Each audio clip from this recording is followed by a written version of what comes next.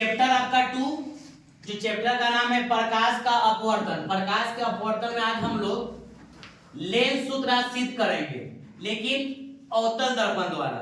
सबसे पहले हम लोग ये देखते हैं कि अवतल लेंस किसे कहते हैं। अवतल लेंस किसे कहते हैं? तो अवतल लेंस उस लेंस को कहते हैं जो किनारा पर उसका मोटा भाग होता है, जो बीच वाला जो भाग होता है ना, वो होता है आपका पतला, उसी को हम लोग अवतल लेंस कहते हैं। तो अवतल लेंस द्वारा क्वेश्चन रहेगा कि लेंस सूत्र को सत्यापित करें या सिद्ध करें कि 1/a बराबर, देखो बाबू इधर 1/a बराबर में 1/v माइनस में 1/u।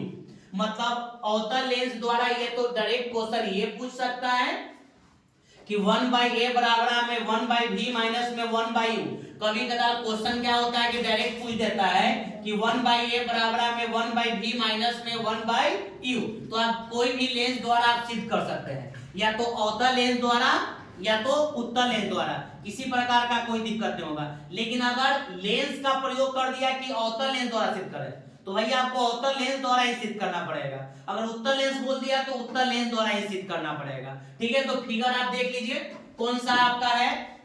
ये आपका अवतल लेंस का फिगर आपका बना दिया गया है। अब इसमें क्या है थोड़ा सा बारीकी से हम लोग जान लें तो आपको देखिए, ई आपका लिखा हुआ है एपी। एपी है वस्तु की ऊंचाई। एपी जो होता है वस्तु की ऊंचाई होता है, और वस्तु की ऊंचाई हमेशा प्लस में रहता है, ये माइनस में कतई नहीं रहता है। वस्तु की ऊंचाई, एक रेखा हम यहाँ पर लिखे हैं PQ। PQ को हम लोग बोलते हैं आपतित किरण, इसको हम लोग बोलते हैं वस्तु की ऊंचाई। वस्तु की ऊंचाई और PQ को बोलते हैं हम, PQ को बोलते हैं आपतित किरण। आपतित किरण, ठीक है, ये हो गया आपका। फिर यहां पर आप देखिएगा कि A डैश और P डैश लिखा हुआ है, मतलब A डैश और P डैश लिखा हुआ है, इसको हम लोग बोलते हैं प्रतिबिंब की ऊंचाई। प्रतिबिंब की ऊंचाई, प्रतिबिंब की ऊंचाई। बीच में एक पॉइंट आता है O, O को हम लोग बोलते हैं बेटा ध्रुव। O को हम लोग बोलते हैं ध्रुव। X और X डैश को हम लोग कभी कदार बोलते हैं प्रधान अक्ष। कोई किताब में आपको मिलेगा प्रधान अक्ष, अब कोई किताब में आपको मिलेगा मुख्य अक्ष। मुख्य अक्ष, ये दोनों में से आप कोई ना कोई आपको मिलते रहेगा। अब देखिए, अब कंडीशन क्या होता है, जैसे में अगर आपका चिन्ह प्रॉपर्टी का नियम देखे होंगे तो आपको बोला गया होगा कि कोई भी दूरी ध्रुव से मापी जाती है। तो पहचानने में ये दिक्कत होता है ना कि कौन प्रतिबिंब की दूरी होगा, कौन वस्तु की दूरी होगा। तो भाई वस्तु की दूरी हम A से स्टार्ट किए हैं, तो A वाला जो होगा वो वस्तु की दूरी कहलाएगा, और जिसमें A जैसा आएगा वो प्रतिबिंब की दूरी आएगा। तो फिर भैया क्वेश्चन आता है कि OF क्या कहलाएगा। तो OF मतलब फोकसांतर या तो फोकस दूरी होगा, ये दोनों में से कोई ना कोई रहेगा, फोकस दूरी या तो फोकसांतर। ये बात अगर आपको समझ में हो गई है तो अब आगे चलते हैं। देखिए, मान लिया कि हम मान लेते हैं कि माना कि MO और N, O और N एक अवतल लेंस है जिसका अभी ध्रुव हम लोग O चर्चा किए हैं, तथा X और X डैश प्रधान अक्ष है। X और X डैश प्रधान अक्ष है या तो मुख्य अक्ष है। प्रधान अक्ष के समानांतर चलती हुई आपतित किरण। समानांतर का मतलब क्या होता है कि अगर ये रेखा एक दूसरे के समानांतर जाती है तो कहीं भी कट नहीं करेगा, हमेशा एक दूसरे का पार ले जाएगा। अगर यहाँ की दूरी अगर 10 है तो आगे भी दूरी 10 से रहेगा, वहां भी दूरी 10 से रहेगा। मतलब दूरी जो डिस्टेंस जो बीच के इसका जो डिस्टेंस होगा वो कम नहीं होगा, कहीं भी नहीं होगा। मतलब एक रेखा दूसरे रेखा को नहीं काटेगा, ये बात आपको समझ में आनी चाहिए। प्रधान अक्ष के समानांतर चलती हुई आपतित किरण PQ, जो PQ जो मेरा था आपतित किरण जो PQ लेंस से Q बिंदु पर टकराने का मतलब रे आपका गया, किरण गया जो आपतित किरण, तो क्या किया कि आगे जाकर Q बिंदु पर टकरा गया जो अवतल लेंस का। Q बिंदु से टकराने के बाद प्रधान अक्ष को F बिंदु पर काटती है। भैया प्रधान अक्ष के अगर समानांतर कोई रेखा जाता है, अगर लेंस हो या तो दर्पण हो, अगर वो टकराता कहीं भी है तो वो फोकस को हमेशा काटेगा।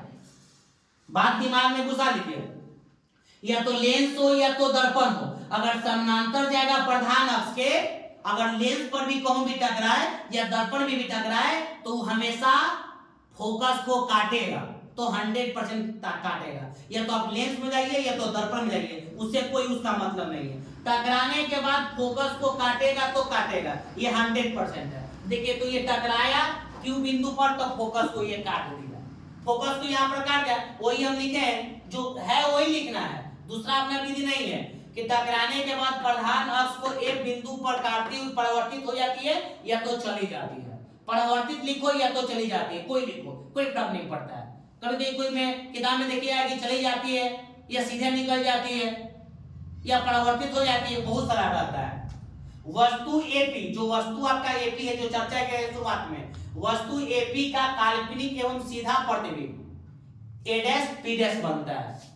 ए डैश पी डैश, जैसे में प्रतिबिंब जो एपी था तो टकराने के बाद वो काल्पनिक हो गया, काल्पनिक के बाद वो सीधा प्रतिबिंब बना, सीधा बना, उल्टा नहीं बना है, बनता है। तथा इसके बारे में थोड़ा सा भी हम जान लेते हैं। अभी हम बताए थे कि माना कि वस्तु की दूरी, देखिए में ए आ गया, तो कोई भी दूरी जो होता है बेटा ध्रुव से मापा जाता है चिन्ह प्रपाटी के नियम के अनुसार। तो ओ ए आ गया, उसको हम लोग यू बोलते हैं। प्रतिबिंब की दूरी देखिए में ए डैश आ गया, ओ ए डैश जिसको भी बोलते हैं।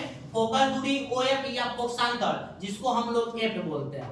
यहां तक आपका क्लियर होगा। अब आगे आते हैं, अब ट्रायंगल में आते हैं, त्रिभुज में आते हैं। एक हम त्रिभुज ले लिए बेटा, एक त्रिभुज का नाम था आपका एपीओ और एक त्रिभुज का नाम था आपका ए डैश पी डैश ओ। तो फिगर पर अगर फोकस किया जाए तो फिगर पर हम थोड़ा सा लेके आते हैं। देखिए यहां पर आपका ए है, यहां पर आपका पी है, यहां पर ओ है। देखिए यही फिगर है, ये फिगर हम आपको बाहर निकाल दिए, और एक फिगर आपका ए डैश पी डैश ओ है, ये छोटा वाला फिगर। ये दोनों फिगर हम आपको बाहर निकाल दिए। देखिए इसमें हम निकाल दिए तो दोनों में एंगल ओ और ओ मिला, ए और ए डैश मिला 90 डिग्री से। हमको 90 डिग्री से तो एंगल समरूपता कर दिए, तो त्रिभुज ए ओ पी समरूप हो गया त्रिभुज ए डैश पी डैश ओ। मतलब दोनों त्रिभुज जब समरूप हो जाता है, मैथमेटिक्स में पढ़ना होगा कि दोनों त्रिभुज जब समरूप हो जाता है तो उसका जो भुजा रहता है ना, वो समानुपाती हो जाता है। मतलब भुजा रहता है जो अनुपात में रहता है उसको बटा बोलते हैं, या तो भागा में बोलो, जो भी बोलो तुम्हारे अनुसार। देखो तो हम इधर से लिए एपी, इधर से हो गया ए डैश पी डैश, इधर से लिए ए ओ, इधर से हो गया ए डैश पी डैश, सॉरी ए डैश ओ। तो ये आपका भुजा अनुपात में कर दिए, तो ये समीकरण फर्स्ट मान लिए। फिर ये वो त्रिभुज आपका आ गया Q O F, Q O F. देखो बेटा यहां पर है क्यू ओ एफ, ये एंगल, ये त्रिभुज, देखो ये त्रिभुज है क्यू ओ एफ। और दूसरा त्रिभुज है आपका ए डैश पी डैश एफ, ए डैश पी डैश और एफ, ये छोटा वाला देखो यहाँ, ये दोनों त्रिभुज है। ये दोनों त्रिभुज भी आप चलिएगा तो फर्स्ट की तरह ये भी त्रिभुज समरूप हो जाएगा। तो इसका भी भुजा हम अनुपात में कर दिए, इसका भुजा ये ले लिए, इसका भुजा ये ले लिए, इसका भुजा ओ एफ ले लिए। तो यहाँ पर खाली एक ध्यान रखिएगा कि आप भुजा लीजिएगा नीचे वाला में तो ए एफ लेना है, ए एफ लेना है, यहाँ पर आप ध्यान दीजिएगा ए एफ। अब देखिए अभी हम बताए थे कि दोनों आपका रेखा समरूप था। एक रेखा का समानांतर जो प्रधान अक्ष था जिसका नाम था एक्स और ए डैश, और आपतित किरण जिसका नाम था PQ, दोनों रेखा समानांतर था। समानांतर का मतलब बराबर होता है बेटा। तो इधर से देखो अब ये यहाँ पर फिगर में आ जाओ, देखो ये वाला जो है ये वस्तु की ऊंचाई है, और यहाँ भी आप लीजिए, देखिए यहाँ पर OQ भी लिए थे। ये दोनों रेखा और ये दोनों रेखा आपस में रेखा बराबर है, तो यहाँ पर हम AP बराबर में OQ हम दर्शा दिए बेटा, OQ मतलब AP बराबर में OQ। तो यहाँ इस समीकरण से जब हम चले तो OQ के जगह पर हम AP रख दिए, फिर A डैश और P डैश रख दिए, इसको छेड़छाड़ नहीं किए, समीकरण मेरा बन गया सेट। अभी दोनों समीकरण में देखो बेटा, ये समीकरण फर्स्ट है, इस समीकरण जब सेकेंड है, तो ये दोनों में ये दोनों आपस में बराबर है। देखो तो बराबर को हम ई पार्टी जो बराबर रहता है, बराबर के इस तरफ को हम बोलते हैं LHS लेफ्ट हैंड साइड, और इधर बोलते हैं RHS राइट हैंड साइड। तो ये दोनों वाला आपका रेखा दोनों आपस में ये LHS दोनों ही बराबर है, तो ई से ई घड़े गया, तो आपका बच गया क्या OA बटा में O डैश। देखिए बचा हुआ है OA बटा में O डैश, इधर से OA बटा में AF डैश बचा हुआ है। लिख दिए हम। ये दोनों आपका समीकरण फर्स्ट और सेकंड से काम हो गया। अब ये दोनों में देखिए OA इसको छेड़छाड़ नहीं किए, इपर नहीं। अब हमको हम बताए थे चिन्ह प्रपाटी के नियम कि कोई भी दूरी ध्रुव से मापी जाती है। तो यहां पर हमको है A F dash. A F dash जैसी आया तो फिगर में थोड़ा सा फोकस कीजिए। देखिए ए यहां पर डैश है, यहां पर एफ है। यहां से ये रेखा को हम बाहर निकाल दिए जो वहां पर निकाले। देखिए ये रेखा को बाहर निकाल दिए ए डैश और एफ। इसका वैल्यू मान के चलिए कि मेरे पास यहां टोटल वैल्यू मेरे पास 8 है, इसका वैल्यू 2 रुपया है। ये 8 रुपया टोटल वैल्यू, ये 2 रुपया ही है, इसके पास 6 रुपया हुआ। तो 6 रुपया कैसे आएगा? 8 में से 2 घटा देंगे तो 8 मेरा क्या है? ओ एफ है, और 2 मेरा क्या है? ओ ए डैश है। क्योंकि कोई भी दूरी ध्रुव से मापी जाती है तो इसको इसमें कन्वर्ट कर दिए। इसी का जो वैल्यू है देखो यहां पर लिखा हुआ है, लिख दिए। अब आगे आते हैं, ये हो गया। अब निर्देशांक चिन्ह प्रपाटी के नियम से, चिन्ह प्रपाटी के नियम से चिन्ह प्रपाटी का नियम क्या कहता है कि कोई भी दूरी ध्रुव से मापिए। दर्पण के सामने की दूरी ऋणात्मक होती है, दर्पण के पीछे की दूरी प्लस होती है।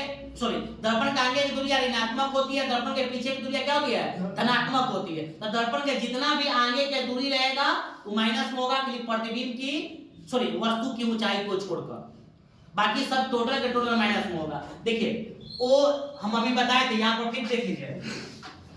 ओ ए को बोलते हैं यू जो प्रतिबिंब सॉरी वस्तु की दूरी है। ओ ए डैश को बोलते हैं प्रतिबिंब की दूरी, फोकस दूरी को एफ बोलते हैं। देखो यहां पर ओ ए है तो minus U, O A dash है प्रतिबिंब की दूरी माइनस बी, बराबर में ओ एफ फोकसांतर या फोकस दूरी माइनस एफ, ओ एफ फोकसांतर minus F, O A dash minus भी। तो माइनस माइनस यहां पर डायरेक्ट हम प्लस कर दिए, माइनस माइनस प्लस, ये माइनस माइनस खत्म हो गया, u बटा में भी बराबर में माइनस एफ। अब इसको प्लस वाला को पहले कर दिए, माइनस वाला को बाद में किए, v माइनस में f। ये हो गया आपका क्रॉस मल्टीप्लिकेशन करेंगे तो माइनस v और f आ गया, इसमें u से गुना करेंगे तो u v माइनस में u v।